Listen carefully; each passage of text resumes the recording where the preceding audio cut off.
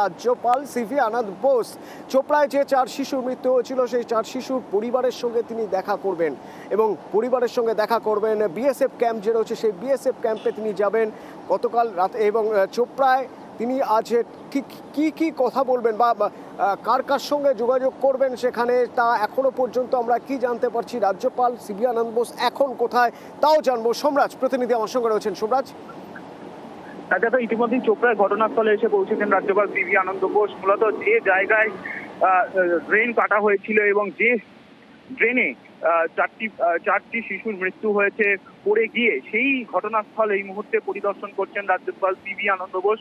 আমরা সেই ছবি দেখতে পাচ্ছি। রাজ্যপাল ইতিমধ্যেই ঘটনাস্থলে এসে পৌঁছেছেন এবং মূলত যে ড্রেনে পড়ে গিয়েছিলেন বাচ্চারা, সেই ড্রেনের স্থল অর্থাৎ সেই ঘটনাস্থল এই মুহূর্তে পরিদর্শন করছেন রাজ্যপাল সিভি আনন্দ বোস। তিনি ইতিমধ্যে এসে পৌঁছেছেন ঠিক তৃণমূল কংগ্রেসের যেখানে ধর্ণা মঞ্চ হয়েছে তার থেকে 100 মিটার দূরে এই ঘটনাস্থল। আর সেই ঘটনাস্থলই এখন পরিদর্শন করছেন রাজ্যপাল সিভি আনন্দ বোস। তৃণমূল কংগ্রেসের তরফে দাবি করা হয়েছিল রাজ্যপাল যাতে চোপড়ায় যান এবং দুর্ঘটনাস্থল পরিদর্শন করেন, নিহত পরিবার সদস্যদের সঙ্গে কথা বলেন। আমরা সেই ছবি করেছি যেখানে সিভি আনন্দ বোস তিনি ঘটনাস্থলে এসে যে ড্রেন কাটাকে কেন্দ্র করে তৃণমূল কংগ্রেস অভিযোগ করে সেই ড্রেনের যে ঘটনাস্থল অর্থাৎ যে জায়গায় 4টি বাচ্চা শিশু, সেই ঘটনাস্থলে এই মুহূর্তে পরিদর্শন করছেন রাজ্যপাল সিভি আনন্দ। এবং আমরা দেখতে পাচ্ছি যে ইতিমধ্যেই রাজ্যপাল নিজেই জানিয়ে যে তিনি বিএসএফ এর থেকে গোটা ঘটনার রিপোর্ট, এবং শুধু তাই নয়, রিপোর্ট চাওয়ার পাশাপাশি তিনি বিএসএফ রিপোর্ট চাইলেন রাজ্যপাল সিভি আনন্দ বোস।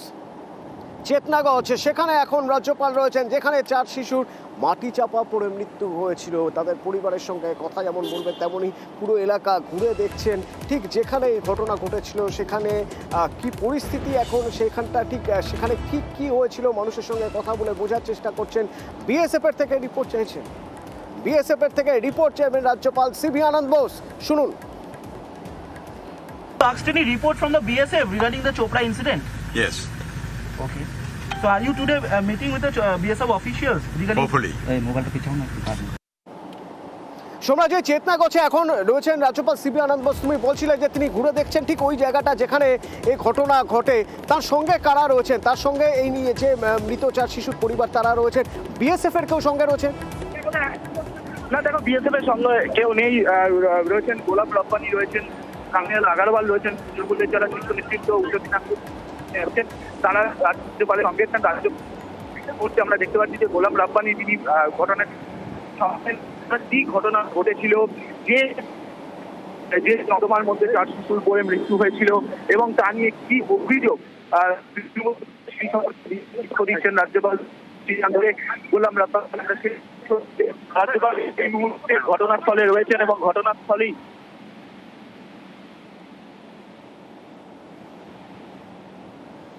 প্রতিনিধি সোমরাজ আমার সঙ্গে রয়েছেন এবং আপনারা দেখছেন সেই ছবি চোপড়ার চেতনাগঞ্জে, যে চেতনাগঞ্জে কদিন আগেই সেই মর্মান্তিক ঘটনা ঘটে গেছে। 4 শিশু পেয়েছিল তারা এবং সে সময় বিএসএফ এর একটি টানেল খোলা হচ্ছিল, তখন আর্থ মুভার থেকে সেই মাটি চাপা পড়ে 4 শিশুর মৃত্যু হয়। হাসপাতালে নিয়ে যাওয়া হয় সঙ্গে সঙ্গে, কিন্তু কোনো উপায় ছিল না। হাসপাতালে যখন পৌঁছেছেন তখন সব শেষ।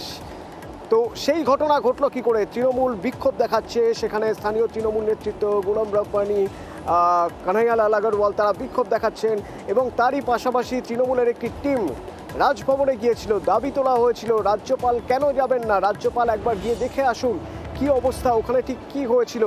তারপরে রাজ্যপাল আজ চোপড়া সেই চেতনাগঞ্জ অর্থাৎ যেখানে এই ঘটনা ঘটে এবং রাজ্যপাল যে চেতনাগঞ্জে গিয়েছেন এই যে মৃত শিশু তাদের পরিবারের সঙ্গে দেখা করবে এবং বিএসএফ ক্যাম্পেও যাবেন। রাজ্যপাল আসবে জানেন তো? জানি। আপনারা কি অপেক্ষা রয়েছেন? অপেক্ষায় রয়েছি। কি হয়েছিল এবং কি দাবি রাখবেন রাজ্যপালের কাছে? রাজ্যপালের কাছে আমি বিচার চাই, যে কাজে জড়িত ছিল তাদেরকে আমি বিচার চাই। আমার ছেলেটা ওখানে খেলতে গিয়েছিল, বিএসএফ মাটি কাটছে ওখানে কন্ট্রাক্টরকে নিয়ে, তাদের ন্যায় বিচার হোক। আমি রাজ্যপালের জন্য অপেক্ষা আছি। কি অভাব অভিযোগ রয়েছে আপনারা কি জানাবেন? যা রাজ্যপালের কাছে আমি সবটাই খুলে বলবো। আমি রাজ্যপালের ওর জন্য আমি বাড়িতে অপেক্ষা আছি। আজ দিন আমাদের 9 দিন গত হয়ে গেল, বিএসএফ কোনো আমাকে সাড়া দিল না, কোনো বিএসএফ আমার কাছে আসলো না বলে আমি রাজ্যপালের কাছে ওর জন্য আমি অপেক্ষা আছি।